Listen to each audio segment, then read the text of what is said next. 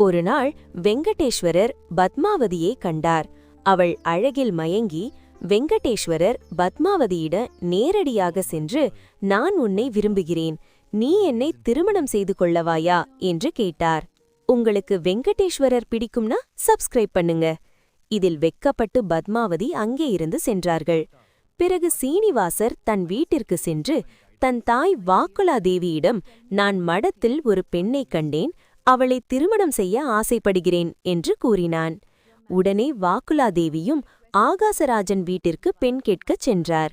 ஆனால் அதற்கு முன்பே சீனிவாசர் ஒரு குறி சொல்லும் பெண்ணாக மாறி ஆகாசராஜர் வீட்டிற்கு சென்று அங்கு பத்மாவதியின் கையை பிடித்து ஆகாசராஜாவை பார்த்து, சிறிது நேரத்தில் ஒரு பெண்மணி வந்து உங்கள் மகளை தனது மகனுக்கு திருமணம் செய்து கொடுக்கச் சொல்லுவார், தயவு செய்து மறுக்காமல் ஒப்புக்கொள்ளுங்கள், உங்கள் மகளுக்கு இதைவிட நல்ல வரம் கிடைக்காது என்று சொல்லிவிட்டு சென்று விட்டீர்கள். பின்னர் வாக்குலாதேவி அங்கு வந்து பத்மாவதி தேவியை தனது மகன் ஸ்ரீனிவாசருக்கு திருமணம் செய்து கொடுக்குமாறு கேட்கிறார். அதற்கு ஆகாசராஜா சம்மதித்து தனது மகளை ஸ்ரீனிவாசருக்கு திருமணம் செய்து வைப்பதாக வாக்குறுதி அளிக்கிறார்.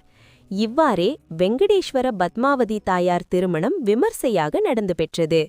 வெங்கடேஸ்வரா என்று கமெண்ட் செய்யுங்கள்.